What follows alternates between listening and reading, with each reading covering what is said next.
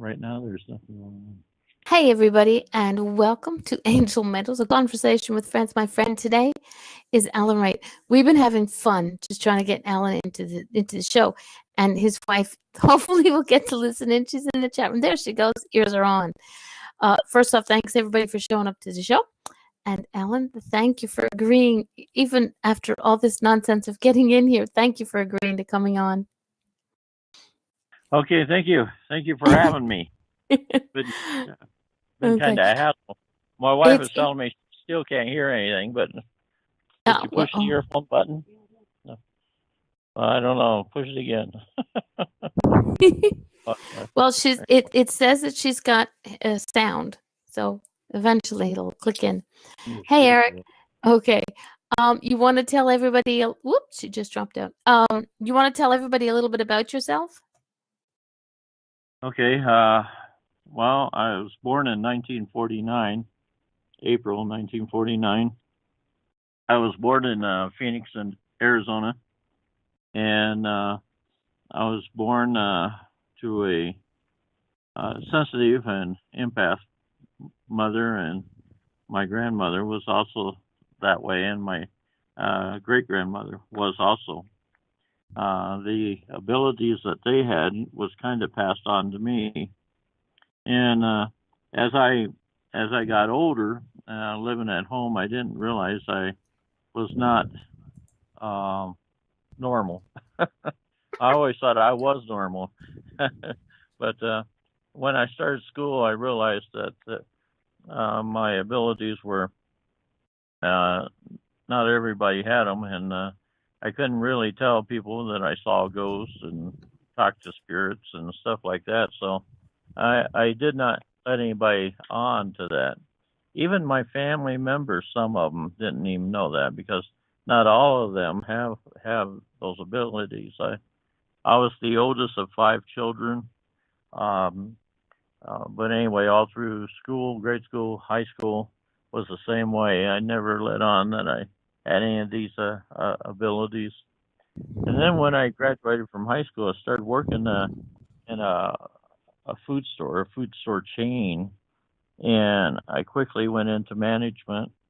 And of course, they wouldn't want one of their managers going around telling they communicated with spirits and stuff. So I kind of kept it secret then, even. Now, what I did on my own time was my own business, and so I was able to do it as long as I didn't become public. And so I'm a healer, so I was able to heal people and stuff during that period of time. I also communicated with spirits and stuff. I had an astral projection in 1982 where I went and saw my grandfather after well, the astral projection was in 83. He died in 82, and I went and saw him where he was at that time. He was a father figure to me more so than my own father was, and uh, he I when he died, it left a big hole in my heart, and I didn't know where he was at. I was hoping he was in someplace good. Even myself, I really didn't know. I was taught that when you die, there will be a resurrection later on and stuff. But Mhm. that wasn't really what I felt really. I didn't know where he was at right then. And so with this astral projection, it really helped out because I knew he was in a good place. But anyway, I'll tell you about that later. But anyway, I'm retired now. I've been retired for almost 10 years, and I've been writing my books. Lori told me that after I told her about my experiences and stuff, she said I should write a book. Well, uh, I just finished my fifth book, and I'm starting my sixth book now. And so that one book has turned into six. But you're in the paranormal too, aren't you? Well, I'm kind of everywhere. I just put a picture Ah, up of the four books. I don't claim to be anything but a pushy old broad. I consider myself to be a healer because yeah. with every place that we go, with everything that we do, whether we're giving messages as a medium or a psychic, whether you're doing paranormal investigation and helping people clear their houses, whether you're doing actual healing, all are forms of healing. I have never been on an investigation with the paranormal. I think I'd be the one screaming in the background. You never know. But I don't mind doing the after. I will listen to all this. Like, you put me in headphones and I will listen very carefully. I'll watch video, but to actually be there, nobody's invited me. And I live kind of like up in the boonies in Quebec, so I just stay Well, up here. I've never been on an investigation either, but I do deal with the paranormal. We've lived in a haunted house, my wife and I, Lori, and uh,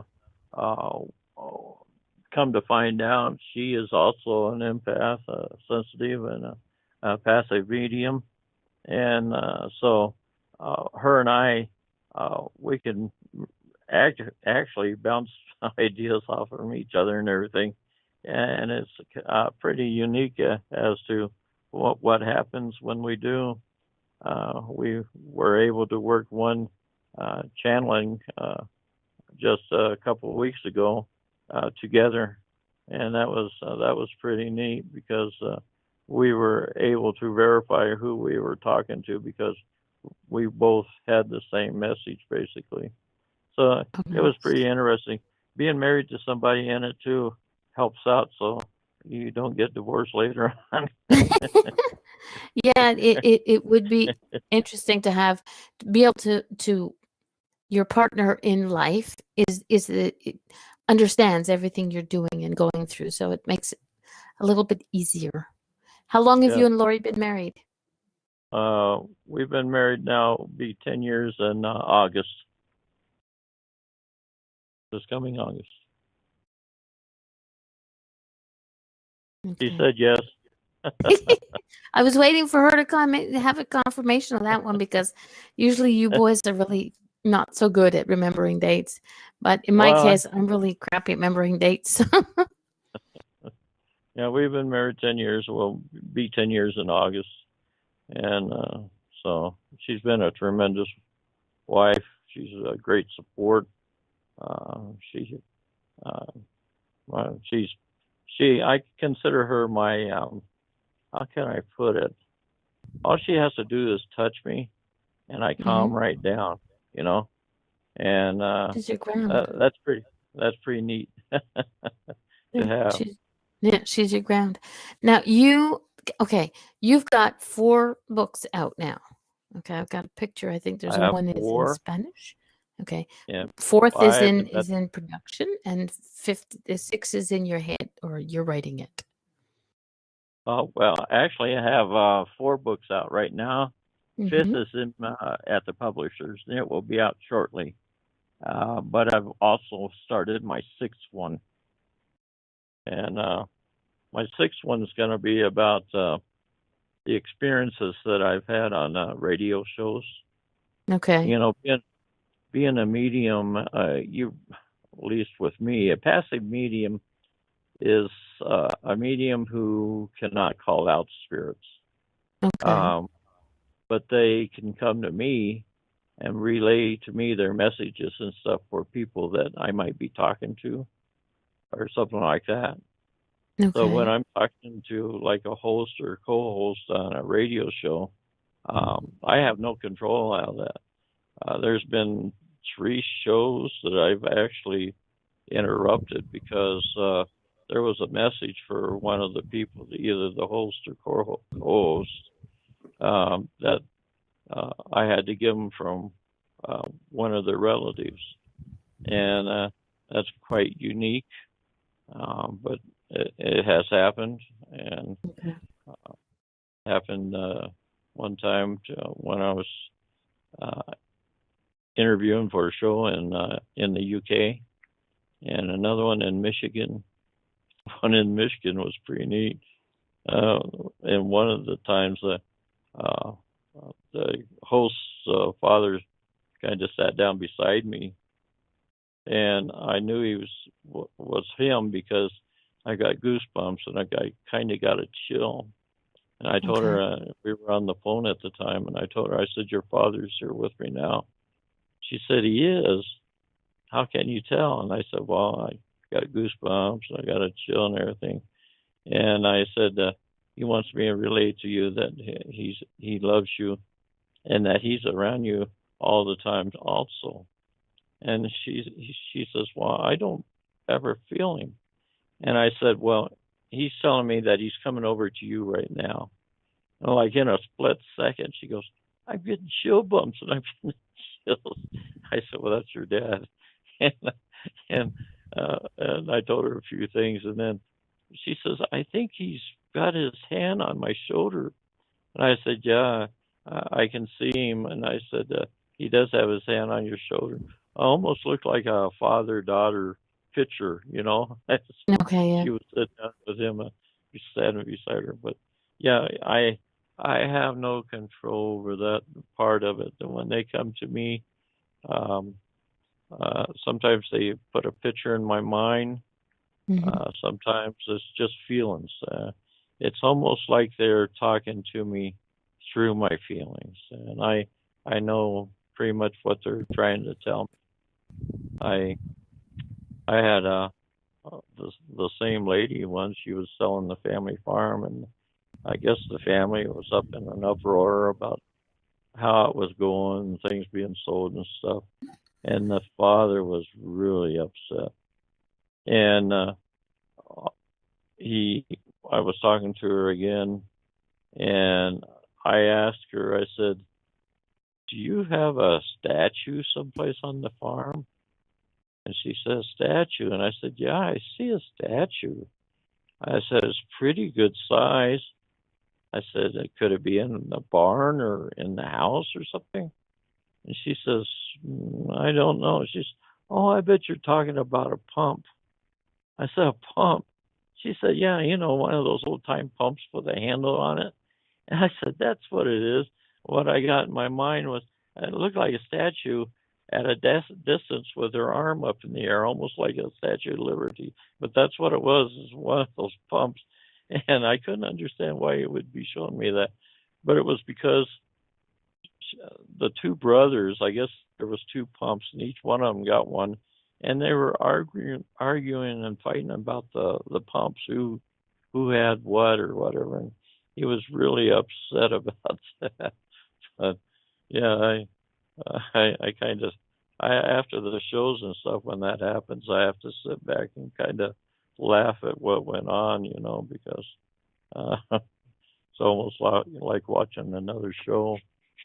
But Well, sometimes we as humans, as earthbound entities, we argue over the silliest of things, and that's, for me, that would be one of the reasons why spirit would come back and just sort of like, pop somebody upside the back of the head and say, like, hello, let's not argue over, over the silliness of a pump, but and that's their way of confirming well, to whoever it is you're talking to that they know what they're doing.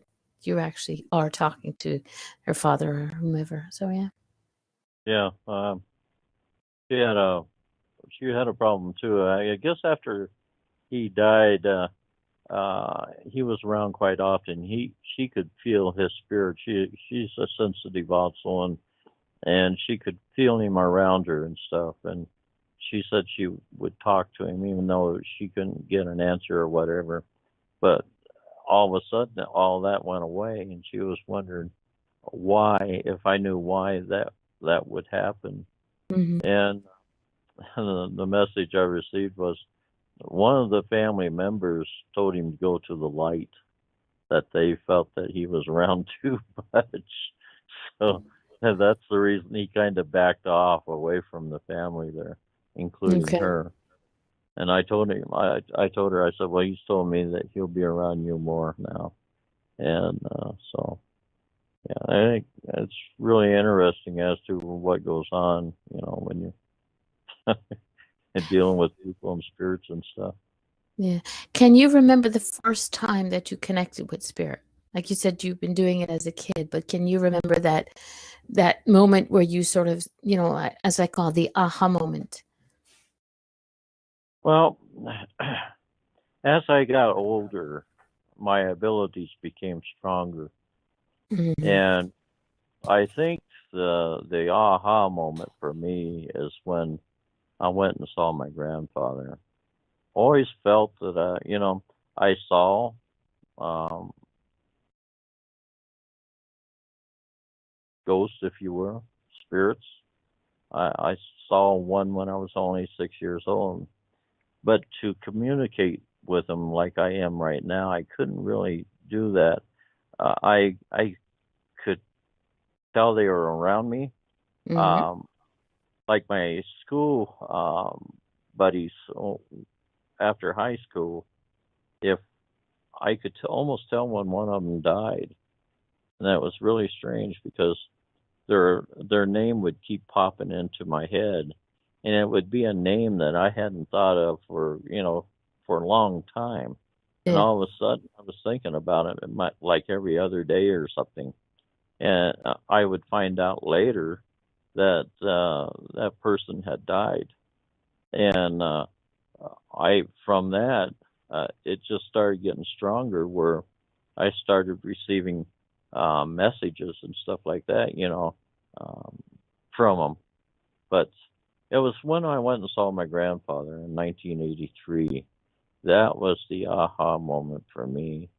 Um, that astral projection was something that it was actually life changing for me. Um, as I said, that my abilities became stronger as I got older, especially after I went and saw him. Mm-hmm. Uh, I went to bed one night and immediately I was into this vision like type thing. And when I woke up in the morning, I thought maybe I had only been there for like 7 hours, 8 hours or something. But over the years since then, I've Mm-hmm. been receiving bits and pieces of information and knowledge that I could have only received while I was there at, with him. And I've received all kinds of things. And there again, I couldn't really say what I saw and everything because some of it was pretty far out. It was way out there. But now scientists, or I should say, paranormal people, are starting to think like I do. I guess is the way to put it. I believe that. Well, I know because I was told this that what we call heaven is basically different levels. There's levels of heaven, Mm-hmm. and when you die, you might not necessarily go to the highest level of heaven. You might start out at the lowest level. Same way with hell. There's different levels of hell, and um, I was brought up in a very Christian family, Orthodox Baptist, and Okay. um, they believe when you died, if you murdered somebody or whatever was very bad, that you went to hell and there was fire and brimstone. That's where you were going to stay for the rest of eternity. Yeah. But that's not the way it is. When you go to hell, you can work yourself out of that pit, but it's a long and arduous process. It's easier for us to live decently now in this physical life and go to a better place than it is to live badly, commit murders or whatever, and Yeah. go to that place and then try to straighten out because that's an arduous process, like I said, and it would probably feel like forever before you get out of there. And then when you did get out of there, you could never ever reach the highest uh, level of heaven. I Mm-hmm. call it heaven and hell uh, just because of my religious upbringing. You can call Understand? it Yeah. whatever you want, but uh, say what? No. I understand. Oh, I was raised Catholic, so there's heaven yeah, and there's hell. I've as we grew up, yes, uh, hell was fire and brimstone. Now yeah. at my age, hell is full of snow. So, I don't want to see that stuff ever again. You know, You so know, a lot of I'm trying to behave myself. well, my people too. When I say my people, my family. Mm-hmm. They thought when you were buried, you stayed, I guess, in the grave until resurrection time, whatever that might be. Okay. And that's not the case at all. The minute you die, your spirit leaves the body and it goes automatically to wherever it's supposed to go. It's not something that you're going to have to stay in the ground for thousands of years or whatever until you get resurrected. That's just not true. That's just not true at all. Yeah. But I think you uh, just answered a question that Eric Lynn put into the chat room. He says, "Does Alan believe in hell in any form as a spiritual person?" Eric just believes in the crossing soul residing in the spirit hospital before rejoining the spirit realm.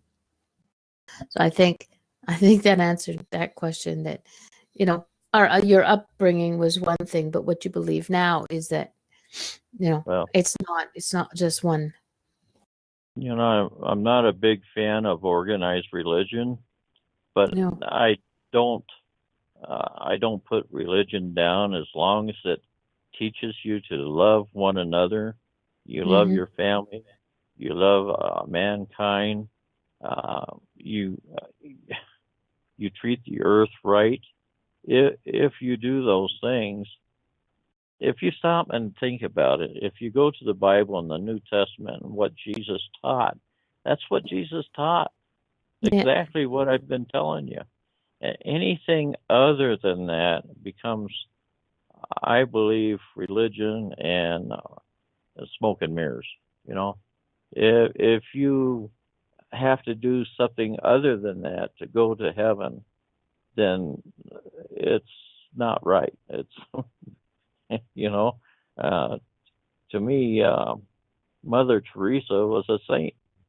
Should be on the highest level of heaven, even though I'm not Catholic, but she was doing what she was supposed to be doing, Mm-hmm. helping the poor and doing loving mankind, and that's what it's all about.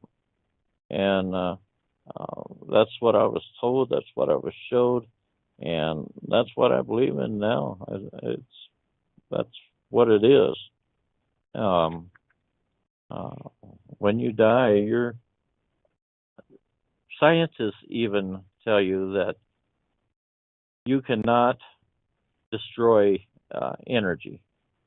No. Um, you can change it to one form or another, but you cannot destroy it. And our spirits are energy. Our spirits, when they enter these bodies, our spirit is what makes these bodies run. Mm-hmm. Once the spirit is gone, the body is no longer viable. I mean, it's viable. It no longer works. Our spirit is energy, and it moves on immediately. And when it moves on to the next life, the afterlife, if you want to call it that.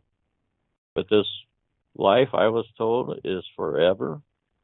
No matter what you do, it's forever. And Okay. if something is forever, there's no beginning and there's no end.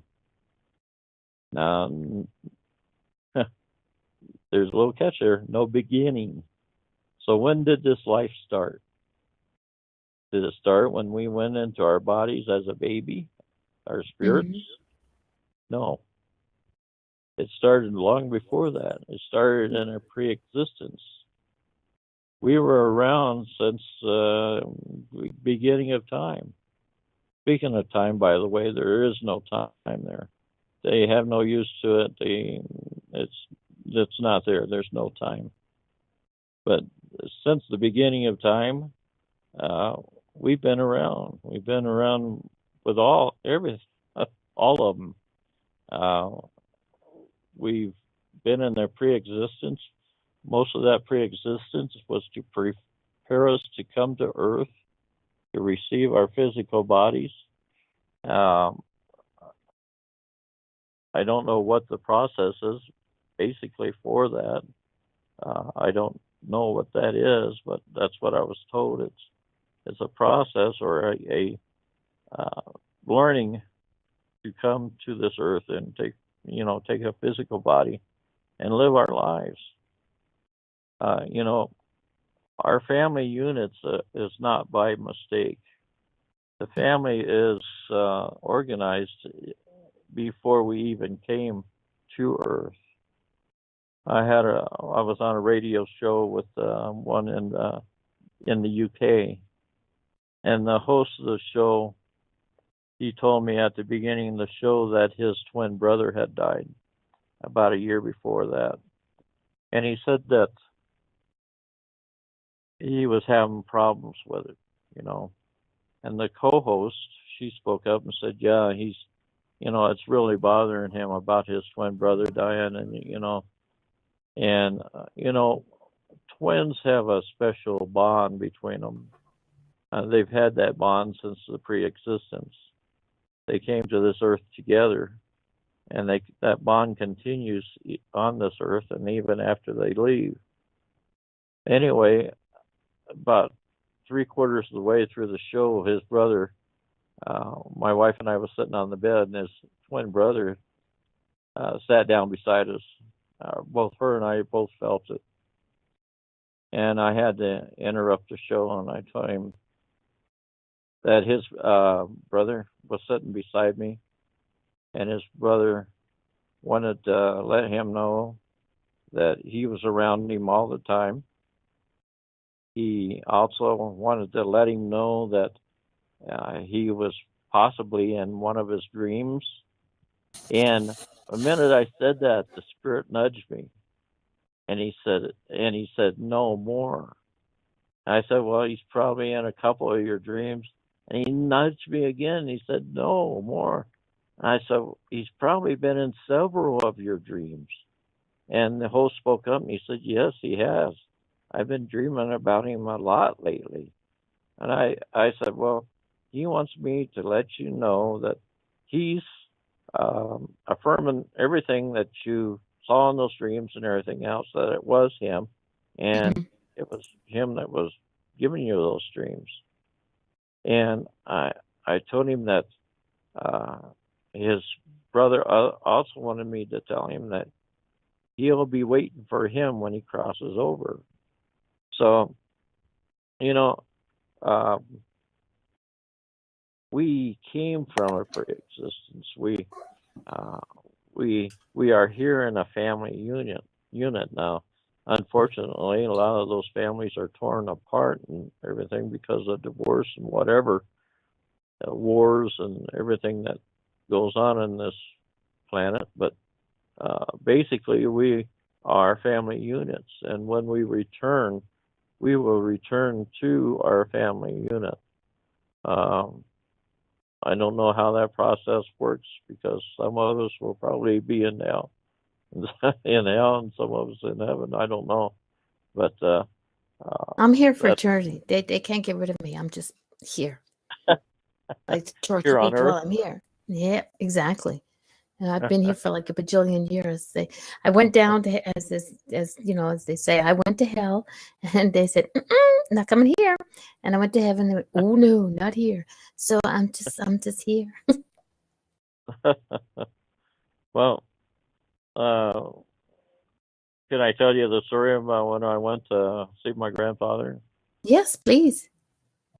Okay, like I said, it was in 1983, and I went to bed one night, and immediately I was, like I said, in this vision, and I was in this hospital room, and I was up in the corner of this room, looking down on this gurney, and there was a body on this gurney, and there was a doctor and a nurse, and they were talking back and forth between them. I believe they were talking about the body, and I got looking closer, and it was my body, and that kind of Okay. shakes you up a little bit. And as I was contemplating this, I started moving through the ceiling of this room, and I moved through the roof of the hospital, and I was out in the open, moving skyward, and I could look down upon the lights of the town or the city, and it was nighttime. I knew that, and the street lights and everything was on. I thought it was quite beautiful up there. And as I was moving up, I was picking up speed, and I started generating quite a bit of speed. And I finally got looked down, and I was saw the earth, and it was below me, and it was beautiful. The clouds, the water, and anyway, as I was thinking about how beautiful it was from up there, how ugly it was from down on the surface, the wars, the rapes, and everything that mankind does to each other. Mm-hmm. And as I was thinking this, a voice came to me as clear as day, and it went straight to my brain. And it said, "The earth is fulfilling the purpose for which it was created." If you stop and think about it, that's quite a profound sentence. Number one is the earth is created or was created, and the earth, for whatever purpose it was created, it was fulfilling that purpose. And I believe that purpose was for us to prove ourselves or whether and come back to uh, wherever we're supposed to go after. But as I moved on, Mm-hmm. I started worrying about my family and what they were going to do since I was dead, who was going to support them and stuff. And that voice came back to me again, as clear as day, as like he's standing right beside me. And it said, because of the things that I had done and overcome all the stumbling blocks and everything in my life that was placed before me, Mm-hmm. and that's the reason I was where I was at then, my family had to do the same thing.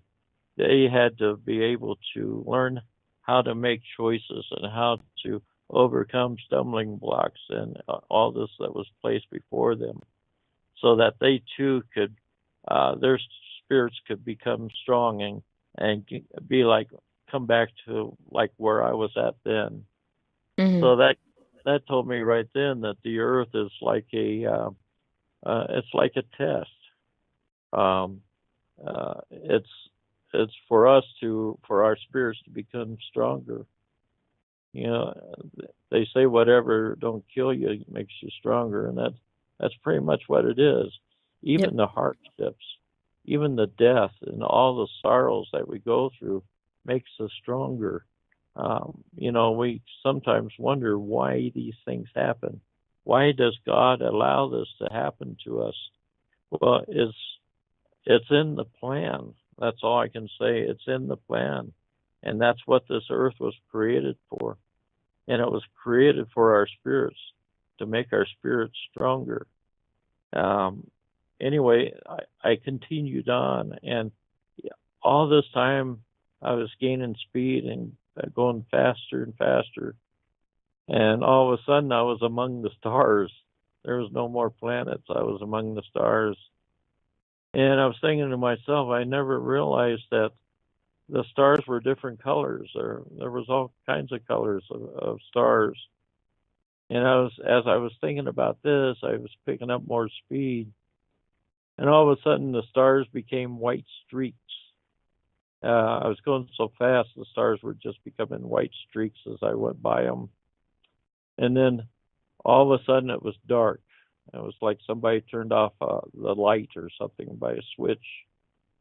And I could understand why these near-death experiences, people that have these near-death experiences, felt like they were in a tunnel, because that's kind of the way I felt but at the same time, I knew I wasn't. But I did see a pinhole of light in front of me, and this light kept getting bigger and bigger as I got closer and closer to it. And finally, I went into this light, and this light is love, happiness, charity, all the good emotions was in this light. And it wasn't like an emotion like us. You know, we tell somebody we love them. Well, that's an emotion. This light goes right straight through your body, and you can feel it in every orifice of your body. I mean, it goes right straight through. It's a tangible thing. It's hard to explain, but I never wanted to leave this light. And as I continued on, I realized that this light was coming from this being. There was this person that was sitting. It looked like he was sitting on a rock, but he had a robe, a white robe, and he had long hair and a beard. And I pictured him to either be God or Jesus, but he might be projecting himself something else to say a Muslim or a Hindu or something else, you know. Yeah.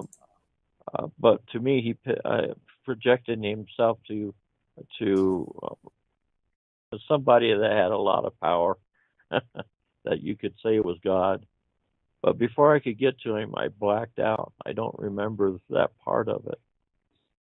Anyway, I woke up, and I woke up in this meadow. It was like a field, and it had tall grass in it. I also had flowers and stuff in it. And as I gathered my thoughts, I could hear water running like a creek or a stream or something.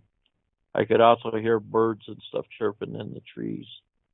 As I stood up, I realized I was in the middle of a circle of people. And I realized that these people that I was standing around me were my friends and relatives that had died before me, who had passed on before me. But my concentration was on the man that was standing in front of me, and that was my grandfather.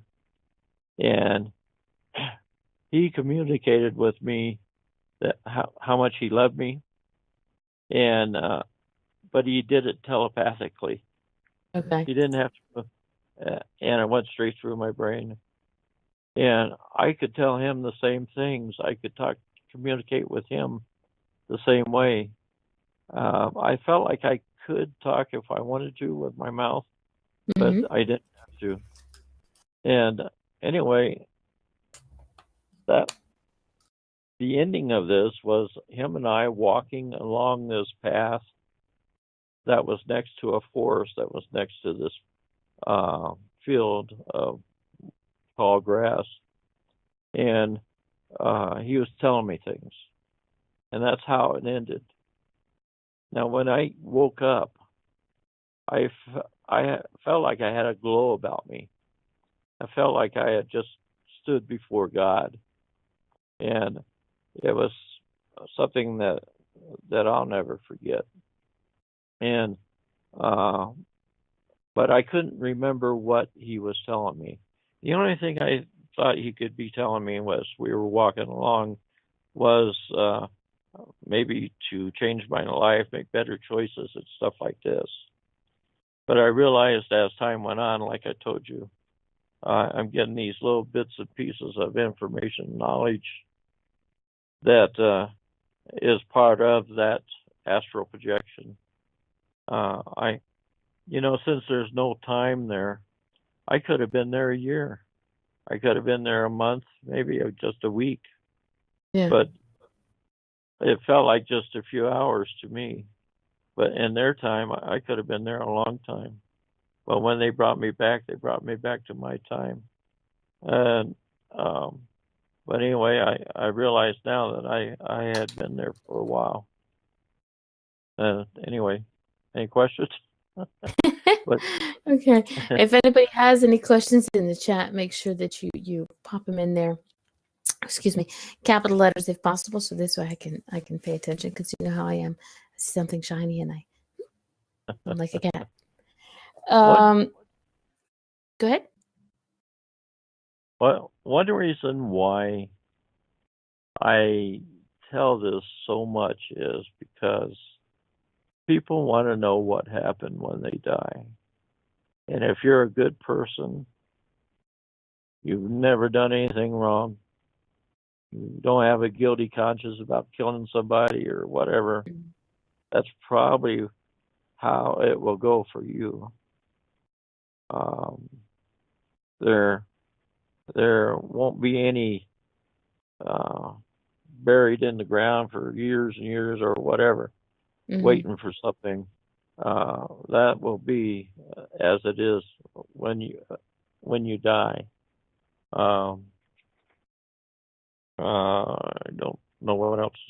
But that's one reason why I wanted to say that. But then later on, a couple of years ago, I had that other astral projection, and that's when I went to hell, and that wasn't a good one. I wouldn't want to do that again if I It's not can possible, help it. yeah. Well, there's a question in the chat room, and it's from Joan. She says, "What does Alan think about bad spirits? Do they exist, or is it just based on faith?" Faith. Sorry. No, there's evil spirits also. There's a lot of things that went on before. How can I put it? Around the creation of the earth, I guess it was. There's a lot of things that has not been told to us, I guess, as human beings. We only have snippets of it. There's little bits of information about the Watchers, supposedly, who turned bad, and I don't know. Anyway, it's all craziness. But yes, there's evil spirits out there. There's demons out there. Those are things that we have to watch out for. Those are things that we should not be concentrating on. I've ran into a couple of them myself. I've had to cast a evil spirit out of a friend's house who was making himself appear like a baby. Sound like a baby, crying. And he would cry at night. And of course, my friend and her family were kind of upset about it. Anybody would be hearing a baby cry coming out of one of their rooms upstairs. And when I went and saw him, I went up to the hallway by that room, and I couldn't go in it. There was evil in it. I asked her if she wanted me to get rid of it. She said I did. She said that she wanted me to. So that's what I did. I commanded it to leave the house and not to return. I also blessed the house to make it where maybe others, evil spirits that had that idea, would not be able to come in. But last I heard from her, that baby was gone, no more crying. So I got rid of that for her. But yeah, I do things like that also. Yeah. One of the questions in the chat room from Brian Clover is, what happens to people who are evil? And I'm going to add a little piece to it. Do you think that when an evil person passes or crosses over, whatever the term that's used, that they can redeem themselves? Yeah. When an evil person who has committed murder or rape or something that I think murder is probably one sin that you cannot receive forgiveness for. I'm sorry. Um, I don't mean to talk like religion here. I don't mean to preaching, but science, paranormal, and what's well, there's another one. There's a real fine line between those, and you know, you can't be dealing with paranormal without dealing with spirits. And when you're talking about science and religion, you're talking basically spirits also. There's a fine line between those three things. And when a person's evil and has died, his spirit is going to hell. There's no getting around it. I've been there. I know what it's like. Now, it might be different than what some of you people might think it is. Mm-hmm. But when I went there, hell is a place where there's, well, with my grandfather, it was love and charity and all the good emotions. Hell is just the opposite. Yeah. It's fear, hate, angry, all the negative emotions. And there's the same way as what they were with the happy emotions going straight through you. Yeah. And your body is bombarded with that all the time. And these spirits that's down there or in that place is very fearful. They hate each other. It's hard to describe. The atmosphere down there is so thick you could almost breathe it. It's a dark, dark place. I couldn't hardly see my hand in front of my face. And what I could see was buildings off to the left of me. And these buildings had no lights in them, but they had windows, so I couldn't understand why. And there was buildings off to the left, right to me. They too had windows in them, but no lights. It was interesting. One of the people in one of the chat rooms that I was telling them this before said, did I think maybe that was a prison or a type of place to hold spirits?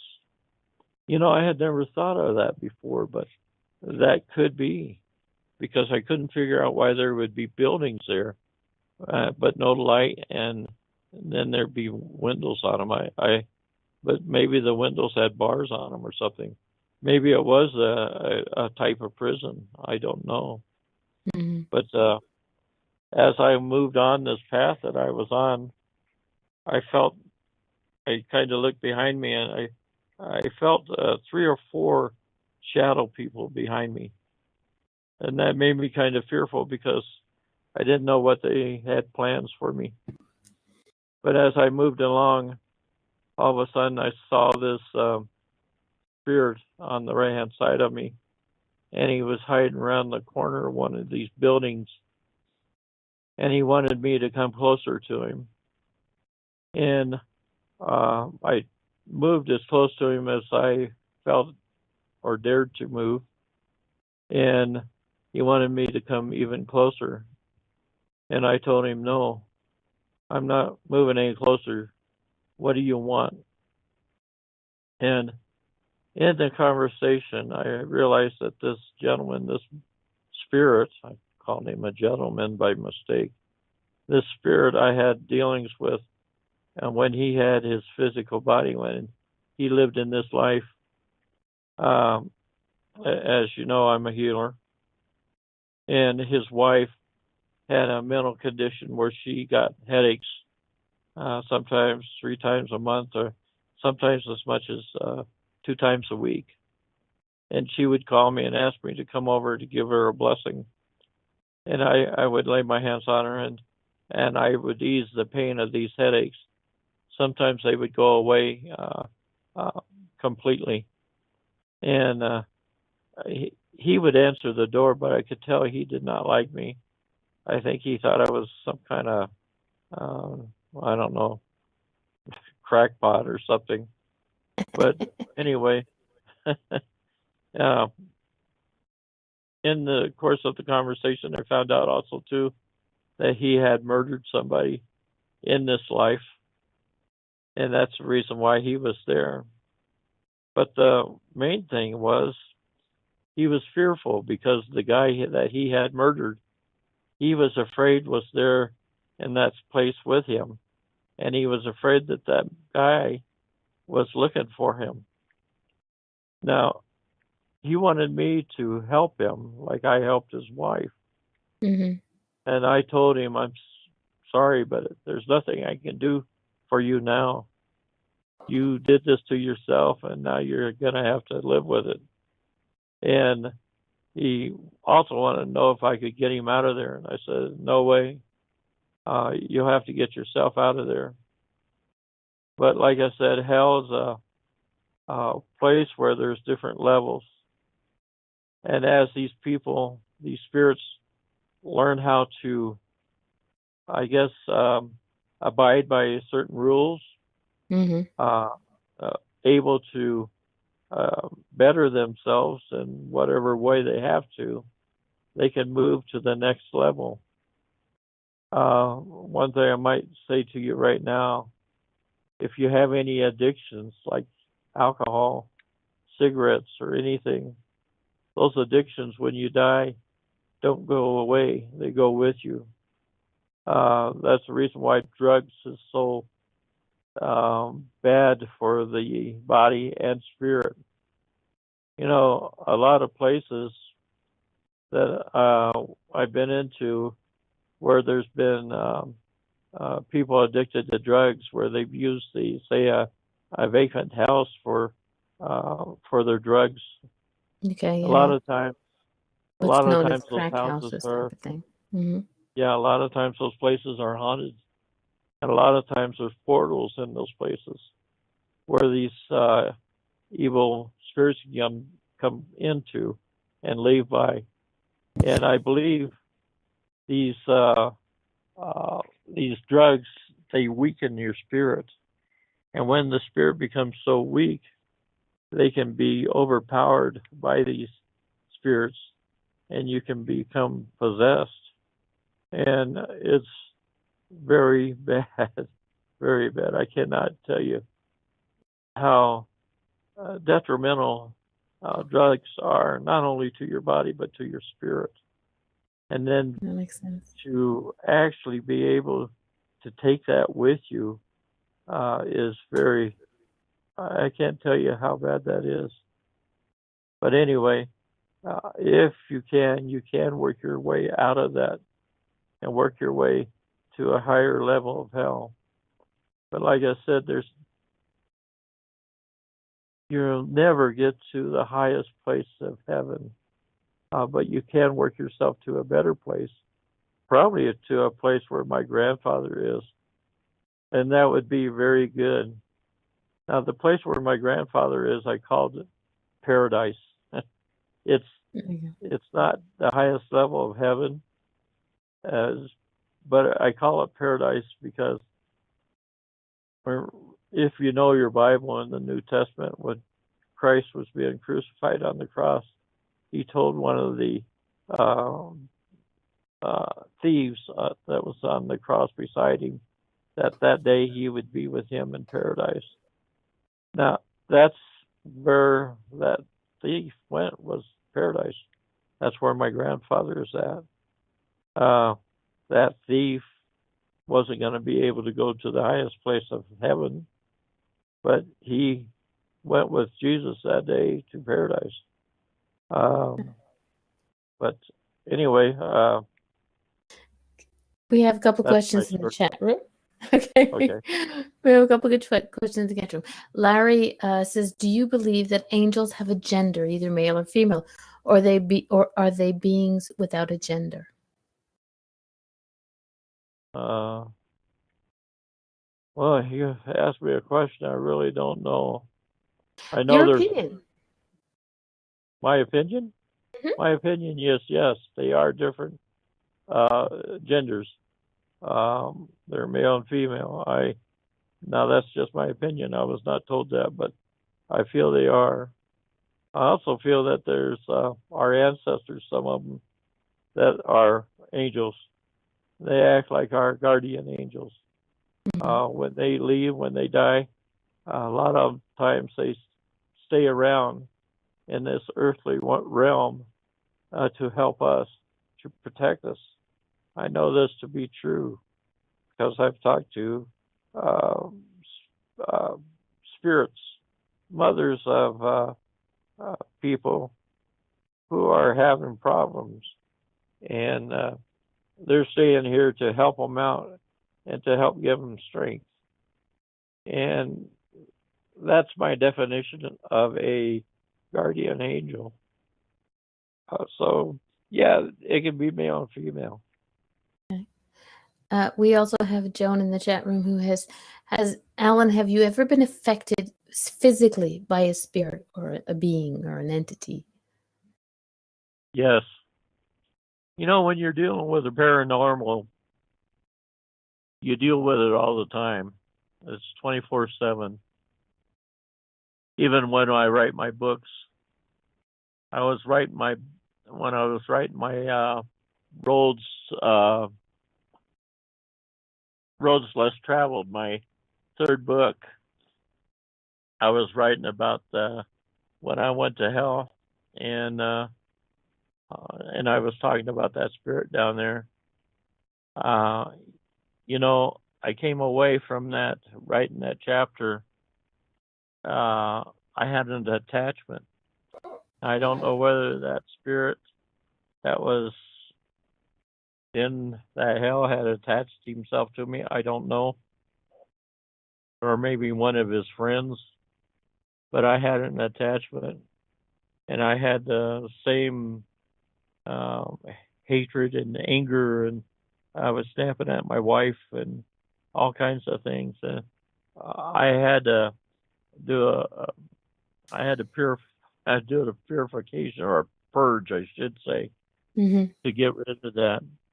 Also, after I came back from that astral projection when I went to hell, I had to do the same thing to get rid of those emotions and feelings I had. It was really bad. I had them for about 2 weeks. I had to purge myself there. I purged myself with sage, and I use olive oil, and I did actually blessings on myself and stuff so I could get rid of it. But yeah, I've had a couple of attachments since doing this, and I know I've carried a lot of emotions away with me. I have a question. I actually saw it on Facebook today, so it sort of reminded me. This young woman had a jacket, and I don't know whether it was given to her or she bought it or in a secondhand shop. And she felt that it was full of negative energy, and that every time she wore it, she started to feel bad, and but she really, really liked the jacket. She was trying to figure out a way how to get rid of the negativity. And someone said, drive really, really fast in your car and hold the jacket outside the window, and negativity will flow off. So do you believe that? I know it's so cute. Do you believe that clothing can hold the negative energy of the previous owner? And if so, how can it be cleansed? I believe that there's attachments even to items that people used to own. They can become attached to a house, and then you have a haunted house. They can become attached to an item, maybe a ring or article of jewelry or article of clothing.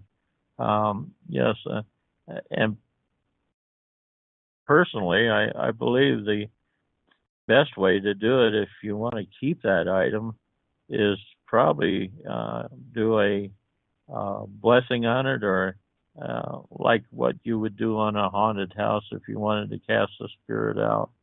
A lot of times, I think they say it's like a, you know, recording or something like that, an impression or something. I don't think it is. I think it's actually It's more like a possession or an attachment to that item. Yeah, and it would be best to probably do that before you wore it too much, because you don't. What if that person had committed suicide in that jacket? I don't think you would want those feelings No, those coming through energies. Yeah. you, you know. And that's the feelings you would get, the Yeah. feelings that person had. Larry in the chat room has asked, have you ever experienced seeing shadows out of the corner of your eye, even when not in a paranormal situation? Seeing shadows? Yeah. Yeah. You know, Yeah, I've seen shadow people quite often. As a teenager, this is in one of my books too, a chapter in my book. By the way, I write my books the same way I talk. And they're short stories, basically. Each chapter is a short story. And anyway, I was a teenager. I had my car, and I had a girlfriend, and we had a place out in Phoenix, North Phoenix, in the desert. And it was kind of like a lover's lane. You go out there and look at the stars and kiss and make out, whatever. But oh, we went Lori's out going to there. smack you. Anyway, we went out there on this one night, and there was actually a couple shadow people, and they were moving between the trees, the desert trees out there, Palo Verdes or whatever they were, and uh, that kind of put us at ease, and we took off out of there really quick. Like, I've never had a person try to jump me or try Okay. to do anything bad to me. Uh, most of the So shadow people are all shadow people negatives? well, personally, I think they are to some degree, Okay. but I've never had one try to jump me or do me harm. They seem to be kind of like watching me, spying on me or something, trying to see what I'm doing. They dart in from one place to another and dart back, and I don't know what the purpose of that would be. Um, anyway, we had shadow people in our house that we had, our haunted house. They were in the hallway, and all they'd do is go from one wall of the hallway to the other side. They'd go into the wall. That was pretty weird. But that house that we had too was used as a crack house or a dope house or whatever you want to call it. It was foreclosed on by the bank, and it was sat empty for a long time. And these street people and stuff used to go in there and use it to do their drugs and whatever. And so we found a pentagram underneath one of the flooring, so we know some bad things was going on in there. I believe they opened up a door or portal for that stuff to go on in our house there. We one of the chapters of my book, Roads Less Traveled, about that house. The titles in chapter Banshee on Dunlap Avenue. And I called it a banshee because when I went to bed at night to go to sleep, I'd be in a real deep sleep, and this thing would come up on me, bum rush me, and scream in my ear, or shriek. And it would make me wake up, and I'd sit up in bed like I was being attacked or something. And I saw it, and I know what it was. I called it a banshee because it was female. Had skinny, scrawny arms and legs, and had skinny fingernails and fingers. Had a long, thin face and a long nose. Looked like basically like a witch. But yeah, she did this for a while, and it was getting so bad in that house. After a while, I had a friend come over, and him and I blessed the house. We blessed it a couple of times. We got rid of the banshee. We got rid of the entity that caused flies in the house. We even had flies in our house from an evil entity. We got rid of all that bad stuff except for the shadow people. we could not get rid of the shadow people. But like I said, they were kind of creeping us out, but they weren't doing any harm to us. We soon Well, moved out of the Larry, house. Larry in the chat room has said, "Is it possible that these shadow people are deceased loved ones?" And while you were talking about shadow people, I wrote watchers. So they're for me, that would mean that they're watchers. They're keeping an eye on you because They could be. I have seen them outside my house, but normally when I'm coming outside to let the dog out, they're leaving. So I get the Yeah. feeling that they're just watching to make sure that everything's okay.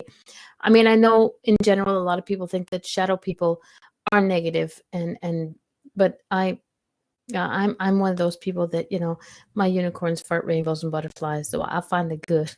I'll find the good in pretty much everything. And I feel sorry for people that have a closed mind that can't accept new ideas or whatever. That the only thing that they feel is true and right is the stuff that they can see physically, because paranormal things are real, spirits are yeah, real. yeah. These Because a things lot of are people real. are waiting. A lot of people are waiting for the big ta-da. The big, the banging of the drums and the things shaking and doors and cabinets opening and slamming. But they forget that there are little things. Like Yeah, something that's on a shelf, has been on a shelf, and you go looking for it and it ain't there. And then 10 minutes later, you go back and it's there. yeah. That's a ta-da moment for me. It's not a big thing, but it's a ta-da moment for me. And I had that happen like a couple of weeks ago. So that's why that one's in my head, you know. But a lot We of have, people look for that big yeah. thing. Like for me, I work with butterflies. That's my thing. And Well, um, you should have an open mind. You should oh, I have an do. open accept things. People Mm-hmm. should accept things. Sure, do some research on it or whatever. But I had one person tell me that everything I was saying came from the devil. Well, first Yeah, off, I don't I've had that one I too. don't think he's even saw the devil. Maybe he has. I don't know. But why would a devil help me heal people? Why would the devil help let me go see my grandfather? Would God let the devil in to let me in to see my grandfather? I just don't understand people that's like that. They condemn somebody that has these abilities when you know I could actually maybe tomorrow be healing his wife or something. I just don't understand it myself why it has to be so black and white to some people. I Speaking of healing, I had my wife and I lived in North Phoenix, and we lived in a rural area of North Phoenix, and all the roads up there are either dirt or windy and dippy and real. If they have asphalt on them, they're real small, just 2-lane highway. But anyway, I had a mother call one night, called my wife. I wanted to know if I would. She heard that I did healing. She wanted to Mm-hmm. know if I would go to the hospital and heal her daughter who was in a car accident. Her and her boyfriend was at a bar that was on this road that was really bad. It was winding and small and had big dips in it and stuff. Anyway, they got drunk and got in a fight, and she went out to the car, and he went out. Well, it was a Jeep with no sides on it, and he got in it, and I guess to prove he was a drunk man or something, he got in it and was speeding on this little road, and they went down this dip, and up on when he came up to the top, it veered off to the left real sharp, and the Jeep rolled and threw her out of the Jeep, and she landed on her head. Anyway, I told her mother said that she was on life support. So I told the mother that, yeah, I would go in the morning and give her daughter a blessing. So I called one of my friends, and him and I went, and we went down.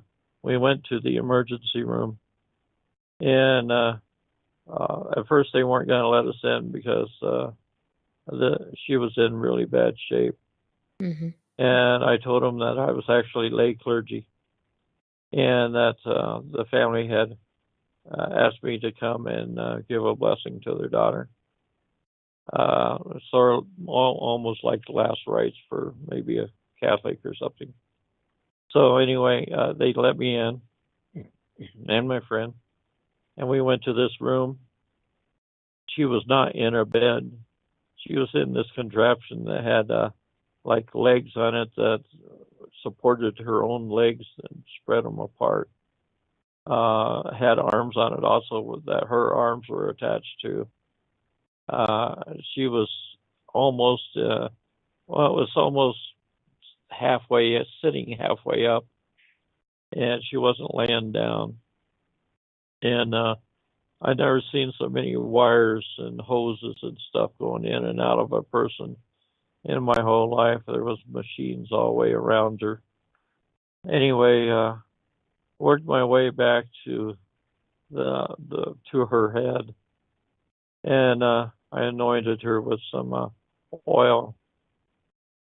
And I usually have, a routine that I do when I give a blessing, and I usually say some words, but this time, my mind went blank. It was like somebody took an eraser and just erased everything that was in my mind. I don't even think I could. I knew my name. Anyway, I stood there for a while and I was beginning to wonder what was going on. Then all of a sudden the words came to me, and the only words I said was, uh, I commanded her in the name of Jesus Christ to respond to treatment and therapy. That's that's the only thing I told her, and I had a good feeling when I left the room. I felt like the blessing came from someplace other than me. Mm-hmm. And anyway, I went home and I went to work. And when I came back home later on that evening, my wife said that the mother had called again, and she was all crying and upset, saying that the doctors were going to take her daughter off life support in the morning, and she was all worried and upset about it. And I told my wife to tell her that uh, to tell the doctors to go ahead and take her off life support anytime they wanted to because she wasn't going to die. And the last time I heard from this girl was she was married and had 3 or 4 kids, and they had moved over to California, someplace in California. So there's you can tap into that power that's out there, and a shaman, a shaman can heal. There's been people around that can heal. A shaman been around since the beginning of time. Also, their purpose is to heal people. Sometimes a shaman can do better than modern science. Uh, so they're able to tap into something out there in the universe that allows them to heal people. Mm-hmm. I agree. We can't eliminate one or the other. If you can work with both, that's even better. The energies, the natural Exactly. energies from the earth, and the energies that are out there in the universe, and uh, man's medicine, let's say, Exactly. because if we weren't supposed to use the medicines that the knowledge that we have, then why were we given the knowledge in the first place? So you have Exactly. to work. You have to work with both. I know. I am a Reiki master, and I get I believe in what I do. I believe in the healing, but doesn't stop me from going. If I have a client, and it's like I can't heal you 100%. I can do what I can do, but you also have to do the work as well. It's not something that just one person can do. Everybody has to work together. So yeah, so I believe that. Like I told her to respond to treatment and therapy. Mhm. I didn't tell her to get up and walk. She was healed. Yeah, So she had to work at it too. But at the yeah, same exactly. time, I made it possible. Maybe gave her a little bit more spark of energy where she could do that. Boot up the Uh, backside. So yeah, but yeah. Anyway, I've even I've been called to places where I went over. I could tell actually if a person was going to die or if I could help them. The minute I put my hands on their head, I went over to this one place one time, and I knew the husband and wife for a while. They were friends of ours.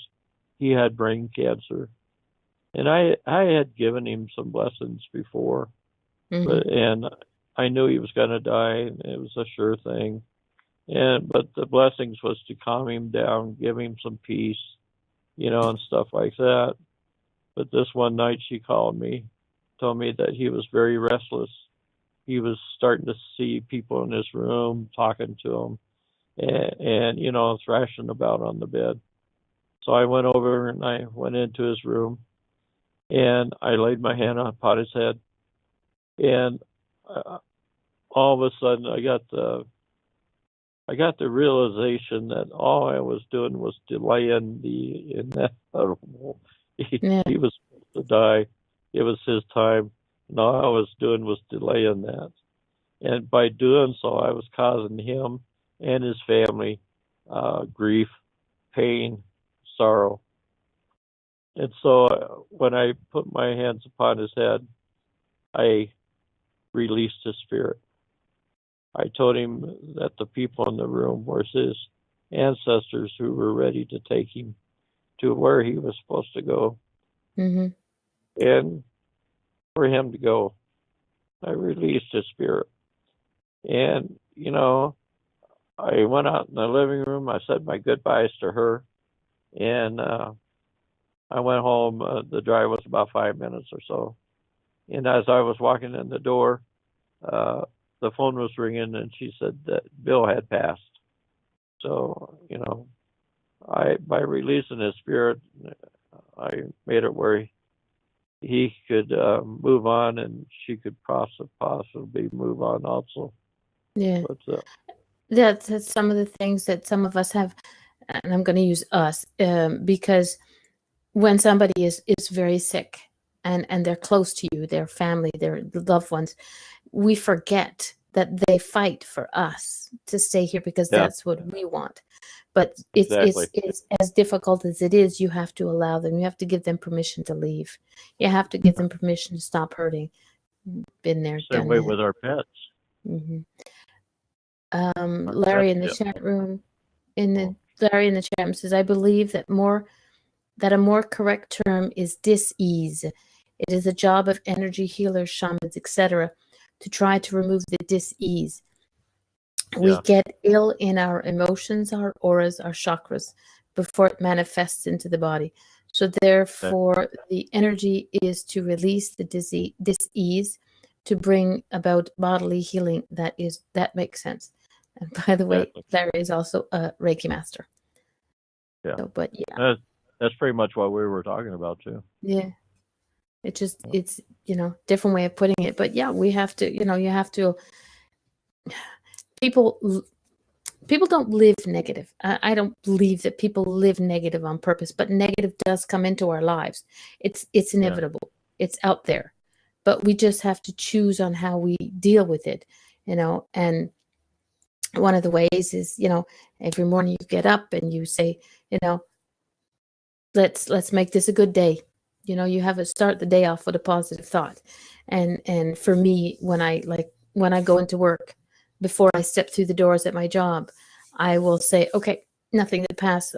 everything that I bring with me stays outside. Any negativity does not come into my building. And when I Exactly. come to leave at night, any negativity that I had from the day of work stays outside my house. It doesn't come into my house. So I've learned to allow them to accept that there is negativity out there, as much as I'm, a happy little perky little chipmunk sometimes. you know, I know that there is negativity out there, and I accept it, but I don't hold on to it. I don't, keep it, and I used to be one of those people that would worry constantly, and then I realized that the worry was what was making me sick. It wasn't Exactly. actually. So you have to learn to accept it, but let it go. You know, so that helps. No, a lot of paranormal people have health problems, Mm, and I really truly believe it's because they're um, going around into these vacant buildings that's haunted. There's a lot of negative stuff going on in there, and I believe that it's that negativity that you're talking about that after years of doing that, it can cause them to have health problems. A lot of them have heart problems, kidney problems, problems with their lungs. That could be from, the buildings having bad air in them or whatever. But yeah. yeah, there's a lot of negativity out there, and if you dwell in it, you're going to be a very unhealthy person. You have to. We were put here on this earth to be happy. I really do believe in that.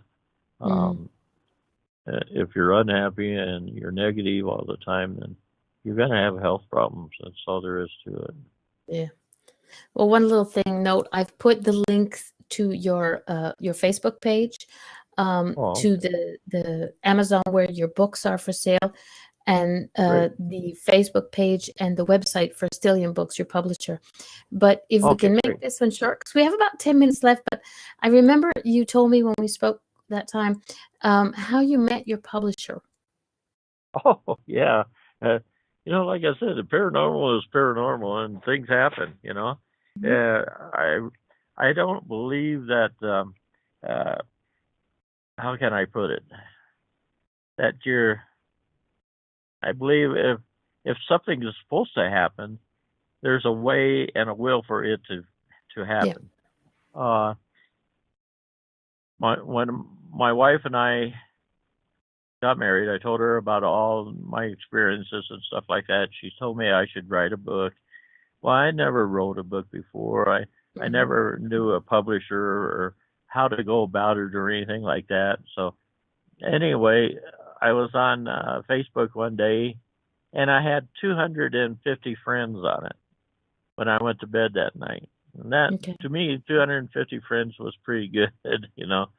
But when I woke up in the morning, I had 5,000 friends on my Facebook page. Now, how does that happen? Is Facebook got a glitch in it so bad that it actually puts in 4,700 and 47, yeah, 4,700, 500 friends on somebody's page? I Hmm. couldn't believe it. And I was trying to wonder how I was going to work it back down to my 250 friends. And I realized that was going to be too much of um, a pain. So I decided to just grin and bear it and maybe make some new friends. So anyway, I I noticed that most of these people, most of those friends that I got, in fact, the Hmm. majority of them were paranormal people. They were Yeah. ghost investigators and all this stuff. And they also made horror movies or they were publishers and stuff like this. Anyway, this one woman commented on a posting, Hmm. and I noticed that she was a publisher, and she was a publisher of Stellium Books. And so it took me a couple, 2 or 3 days to build up the courage. But anyway, I messaged her and I asked her if she took on new authors. Hmm. And she messaged me back and said, yes, she did. and she said if I was interested for me to send her a sample chapter of my book and a bio of myself, Yeah. So I did. I sent her in fact, the chapter I sent her was the first chapter of my first book, Through the Veil and Back. And she read it and sent me a message back saying she would love to have me as an author. So I've been there now since 2015. She publishes all my books through Amazon. That's where we sell them, and that's that's how it happened. Yeah. I still got those 5,000 friends, by the way, and you're one of them. Yeah. I snuck Yeah. in under the wire. But Damn, most she of my made it friends, in. There you go. it's just unreal. Most Well, of the people I, that I don't have that many. I got 1,004, and I'm quite happy with that. Even though I would like to be able to connect with every single one of you every day, at least just say hi, good morning, but I can't, so I do silly Facebook lives. That's how I have my fun. But it's an it is, impossibility. yeah, it is time for us to say good night. It's almost Oh, 8:30, so I'm gonna say this. It went by so quickly. Had a great time. Even I didn't get to see you, and you didn't get to show off that yeah. ZZ top beard thing. He shaved this morning. Yeah, I don't think so. My wife Um, likes it weird. well, if she likes it, then you best keep it. But like I'm not. I best. That's a new thing. The males these days, they love this beard thing going on. It's like my boys have that, and I was like, no, mama doesn't like that. I like a nice clean shaven face. I'm kind of smooth baby butt. There you go. But I need to Anyway, thank you very much for coming on my show, and thanks Lori for for pushing him to do it, because I'm sure you had something to do with it too. she said you're welcome. Yeah, see? There you go. Well, I also Yeah, like to she's thank everybody optimistic. in my chat room for showing up and for helping out and and for joining in on the conversation and getting to know each other and getting to know my guest, Alan. Alan, anything you want to say before we sign out? Well, just thank you very much for having me on the show. I always enjoy it. I think people like to hear my stories because they are different. And Yes. anyway, thank you very much. And maybe we can get together after my next couple books come out. Yes. I Another was just show. about to say you're always welcome to come back. So let's get the books going. Okay. All right. Good Thank you night, very much. everybody. Have a good one. Bye.